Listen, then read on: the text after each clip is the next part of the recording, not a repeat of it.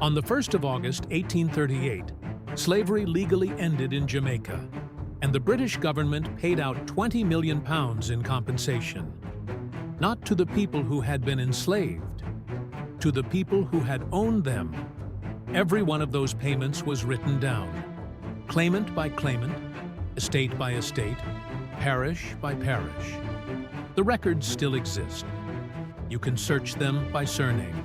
So this is what the paperwork actually says, freedom included, and what it did not. Now, you know the date. Everybody knows the date. 1838, Emancipation. Almost nobody knows the terms. And the terms are where the whole thing falls apart, because when you read what was actually written down, 1838 stops looking like a beginning and starts looking like a renegotiation. The same people on the same land doing the same work, with the legal language changed around them. 12 things. Every one of them is in the record. Here's what most people never got told. There are two great archives from this period, and together they tell the whole story. The first you already know if you've watched this channel, the 1817 slave registers. Every enslaved person on the island, listed by name, age, estate, and parish, updated every 3 years by law from 1817 onward. The second is the one nobody talks about, the compensation records of 1834. Because when Britain abolished slavery, it treated the enslaved as property that was being taken from its owners, and property has to be paid for. So every enslaver on the island filed a claim. Name, estate, parish, number of people held, amount received. £20 million went out.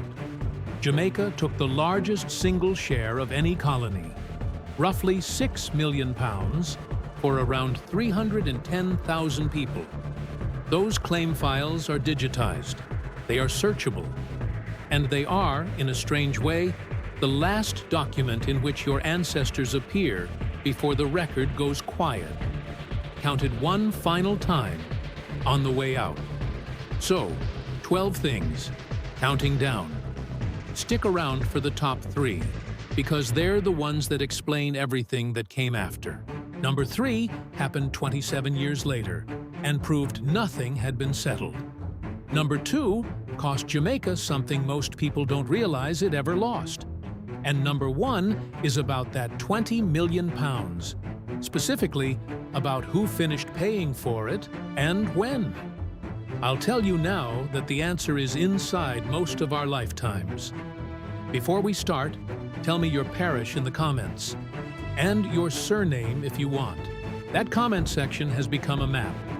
Sligoville, Savlamar, Bamboo, St. Anne, Port Antonio. People finding cousins they'd never met underneath a YouTube video.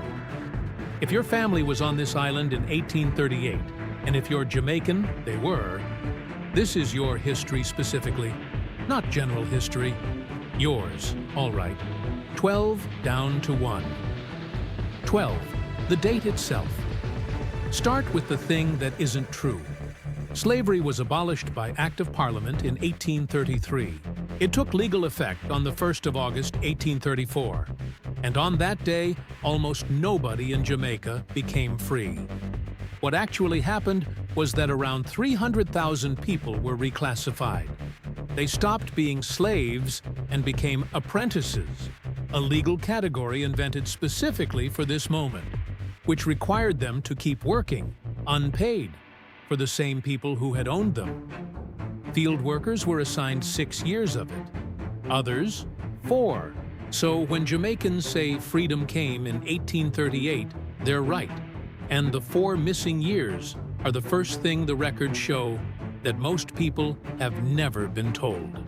11. Who was actually freed in 1834. There was one group released immediately, children under the age of 6. That sounds like mercy until you follow it through. A 5-year-old was legally free. Their mother was an apprentice, still bound to the estate, still working 40 hours a week without pay. So a free child had a mother who could not support them. On land neither of them owned, in a house they did not hold title to. The record shows a number of these children ended up formally rebound to the estates by their own parents because there was no other way to feed them. Freedom without land, without wages, and without rights is a word. That is the entire lesson of this video, and it shows up in year 1. 10. The 40.5 hours under apprenticeship. Every apprentice owed their former owner 40.5 hours a week without payment. You could work beyond that for wages, for the same estate, at whatever rate they set. Think about the arrangement. Your labor is compulsory until Friday afternoon. After that, you may sell it to the only buyer within 20 miles who has just had you for free all week. The registers had counted people as property. Apprenticeship counted them in hours. The unit changed. The arithmetic didn't. 9. The punishment didn't stop, it moved. Estate owners lost the legal right to flog apprentices directly. This was presented at the time as the great humanitarian reform.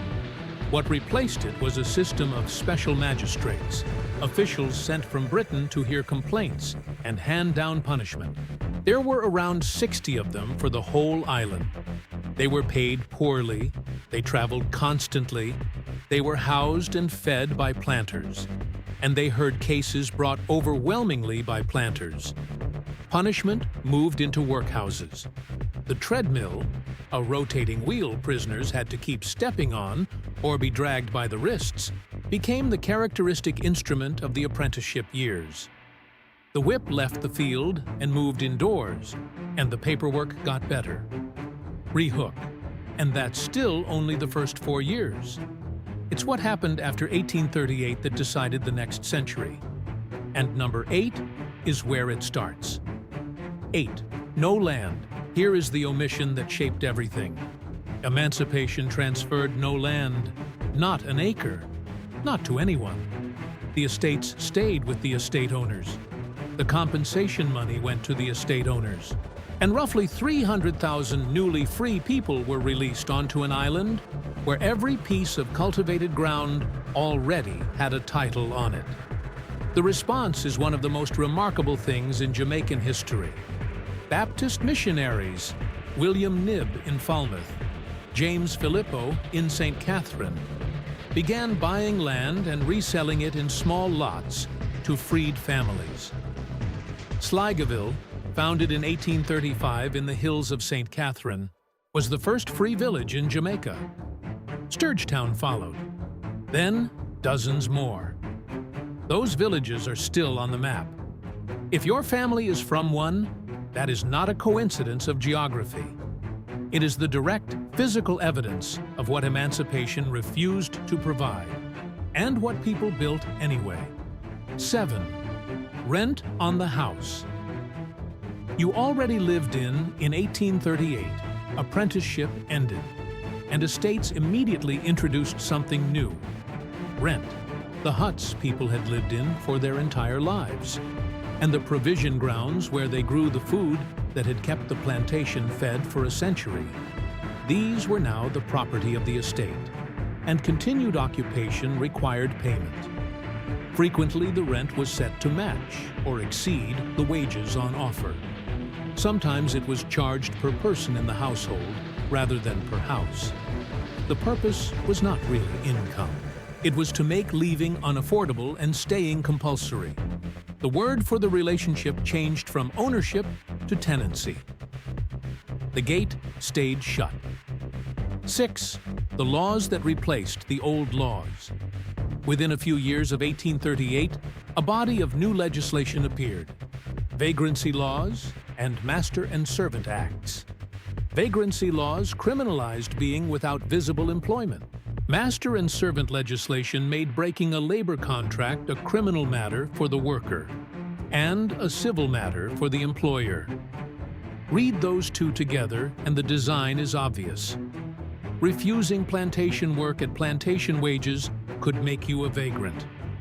Accepting it and then leaving could make you a criminal. This is the pattern that runs through every item on this list. Nothing was ever re-legalized. Everything was redescribed. 5. The vote Jamaica had an elected assembly. It had existed since the 17th century. Emancipation did not abolish it, and it did not open it. The franchise was tied to property and income, and freed people had been given neither. Here is the number. By the mid-1860s, Jamaica had a population of roughly 440,000. The number of registered voters was around 1,900, less than half of 1%. So there was an elected legislature, elected by the people who had received the compensation money, governing the people the compensation money had been paid for. Remember this number. It is the direct cause of item number 2. 4. The ships that came after. Freed people did what anyone would do. They negotiated. They demanded wages that made staying worthwhile. Many left the estates entirely for the free villages and the hills. The planters' answer was to import a different workforce. From 1845, ships began arriving from India under indenture. Around 36,000 Indian workers came to Jamaica over the following 70 years.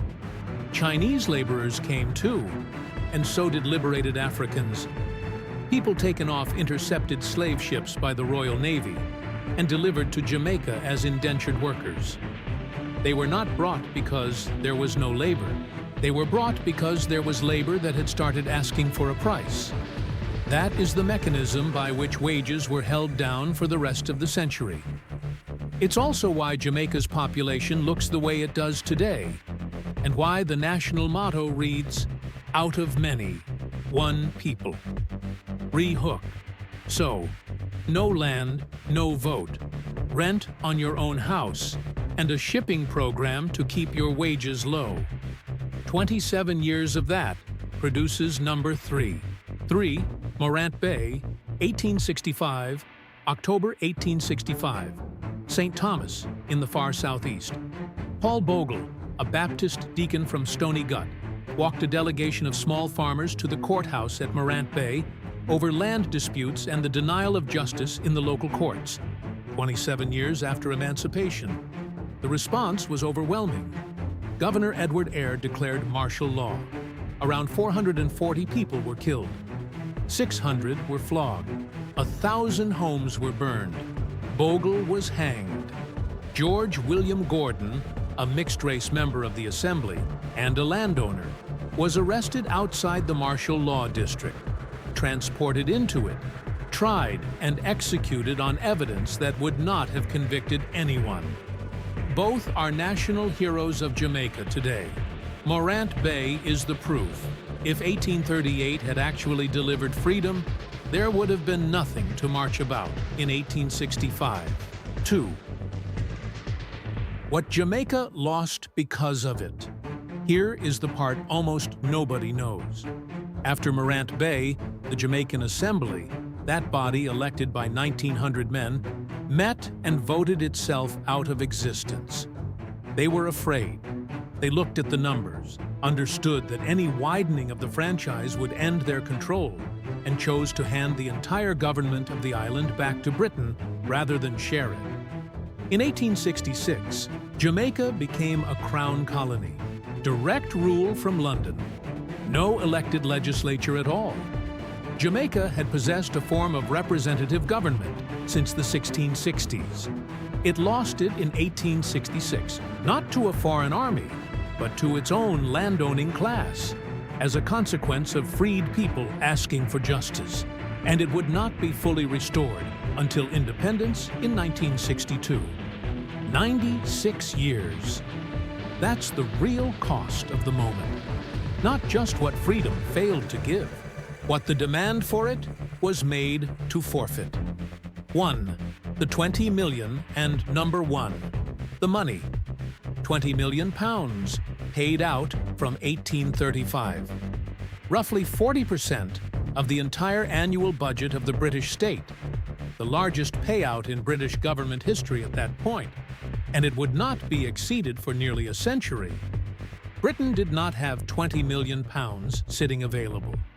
So it borrowed the money from the banking houses of London and added it to the national debt. Here is the fact. That loan was serviced by the British Treasury for the next 180 years. It was finally discharged in 2015. Read that again slowly, which means every British taxpayer alive before 2015 contributed to paying off a loan taken out to compensate slave owners, including the Windrush generation, including their children and their grandchildren, including, quite possibly, you. If your family is one of the hundreds of thousands of Jamaicans who went to Britain and stayed, descendants of the enslaved, helping to finish paying the bill for their ancestors' owners. Not as metaphor, as accounting. The compensation records are public. Search them at the Legacies of British Slavery database at University College London. Type in the surname of the estate your family is from, the one you found in the registers, and you can read the claim, the name, the parish, the number of people, the amount. Your ancestors are in that document, counted, valued, and paid for. Just not to them. That's the thing nobody tells you about these records. Every line was written by someone who thought they were doing bookkeeping. The registers, the apprenticeship returns, the compensation claims, none of it was written for us. And it's the only reason any of this is recoverable. The system kept meticulous receipts. It couldn't help itself. Now the receipts are the evidence. At midnight, on the 1st of August, 1838, William Knibb stood in front of a crowd in Falmouth, Trelawney, waited for the clock, and told them the monster was dead. He was right about the date.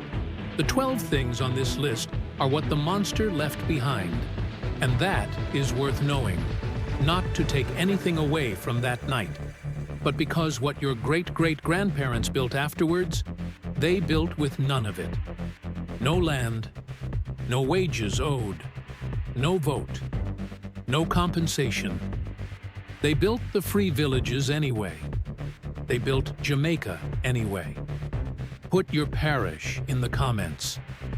Tell me if your family came from a free village, Sligoville, Sturgetown, Kettering, because that is a specific inheritance and it deserves its own video.